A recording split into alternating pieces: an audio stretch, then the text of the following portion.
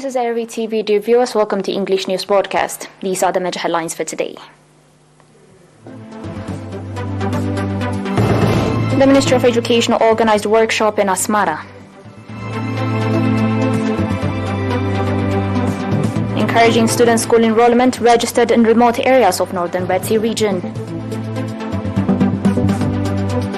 At least 15 killed in Afghanistan school bombing, says official.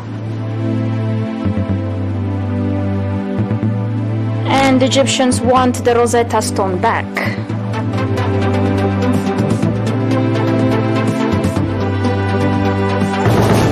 On your local news, the Office of the Ministry of Education branch in Southwest Asmara organized a workshop from 26 to 28 November to 50 teachers, supervisors and school directors. At the conclusion ceremony conducted, Mr. Tesfai Takheste, head of the branch office, stated that the objective of the workshop is to enable and equip teachers, supervisors and school directors with the same educational instruction and ensure the provision of quality education. Mr. Raqwa Mikael Habte Johannes, head of research unit in the Ministry of Education, on his part indicated that the workshop is part of the training programs being organized with a view to empower the capacity of teachers, supervisors and school directors. He also called on the participants to practically apply what they have gained from the workshop at the school level.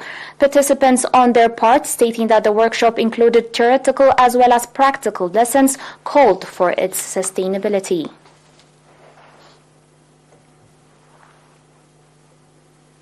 Encouraging student school enrollment has been registered in remote areas of Foro and Galalo subzones, northern Red Sea region, according to report. Speaking to Arena, Mr. Ali Mohammed Umar, head of Robrovia Elementary and Junior School, said that this year, academic year, student school enrollment in Foro subzone has increased by 20% and that 30% of the increase are female students. He also indicated that about 43% of the 350 children who have not been enrolled have started education, reminding that the absence of a secondary school is contributing to female school dropout in the subzone. Mr. Ali called on concerned bodies to upgrade the school to secondary level. Village coordinators on their part, noting the significance of tripartite relations among parents, students and teachers in strengthening the teaching and learning processes, called for its reinforcement. In related news, Mr. Adam Mohammed Umar, head of Buya Elementary and Junior School, student school enrollment has increased by 16% compared to that of last year and called for integrated effort on the part of the concerned bodies for a better outcome. Mr. Adams stated that the deployment of new teachers to Galalo subzone has contributed to increased student school enrollment outcome.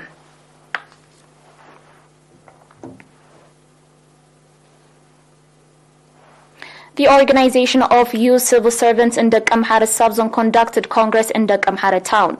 At the Congress in which youth civil servants and partners took part, participants have conducted activity assessment, discussed on the new action plan and elected new executive committee.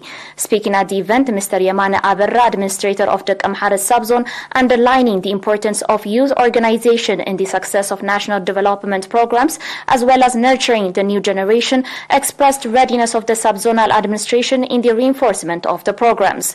The head of PFDJ in the Amhara subzone, Mr. Daniel Desta, on his part, called on the participants to strengthen contribution in the realization and success of the programs of the youth organization.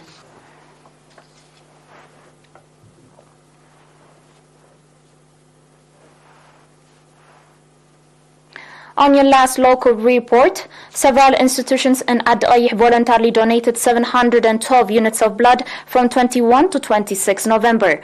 According to Mr. Mahari Abraham, head of blood service at the National Blood Transfusion Service, students of Ad-Ayh Secondary School voluntarily donated 336 units of blood, College of Business and Social Science 211 units, government workers in Ad-Ayh 47 units, and students of Soira Secondary School 118 units. Mr. Mahari, commending the initiative the institutions took, called on others to follow the noble example. Mr. Kiros Gabramariam, chairman of Voluntary Blood Donors Association in Ad-Ayh, said that the association attests to the increased awareness of the public on the importance of voluntary blood donation and saving lives with their renewable blood. The voluntary blood donors on their part expressed satisfaction for contributing blood with a view to enrich the National Blood Transfusion Service and pledged to continue donating. Dear viewers, coming up will be international news after the short break.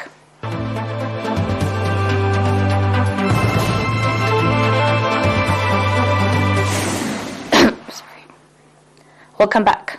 According to a local official, at least 15 people have been killed in a bomb blast at a religious school in northern Afghanistan's Samangan province.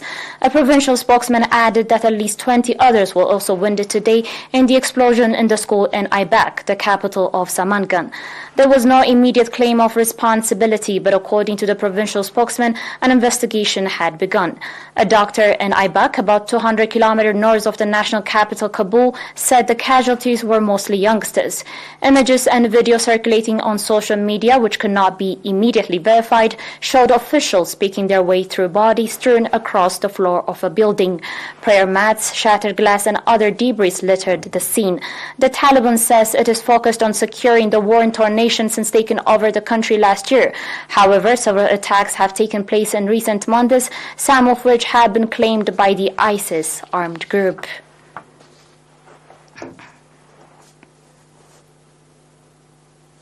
On your last report, more countries are demanding the repatriation of their heritage from museums across Europe and North America, and thousands of Egyptians are once again demanding the repatriation of the Rosetta Stone, one of the most important pieces in the British Museum.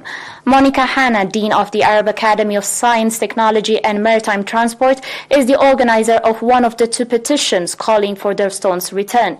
The inscription on the dark grey granite slab, the text of a decree in 3 languages, were the seminal breakthrough in deciphering ancient Egyptian hieroglyphic. The confiscation of the Rosetta Stone came during imperial battles between Britain and France. In 1801, British forces defeated the French in Egypt, and the stone and more than other dozens antiquities were taken by the British under the terms of the surrender deal. It has remained in the British Museum since then.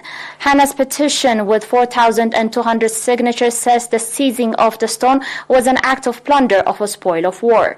The claim is echoed in a petition by Zahi Hawass, Egyptian's former Minister for Antiquities Affairs, which has more than 100,000 signatures.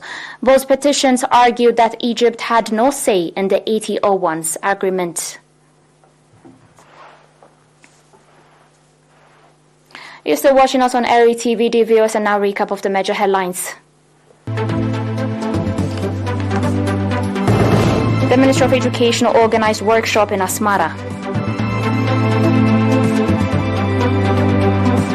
Encouraging student school enrollment registered in remote areas of northern Red Sea region.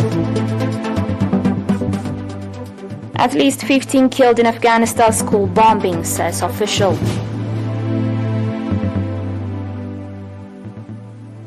And Egyptians want the Rosetta Stone back.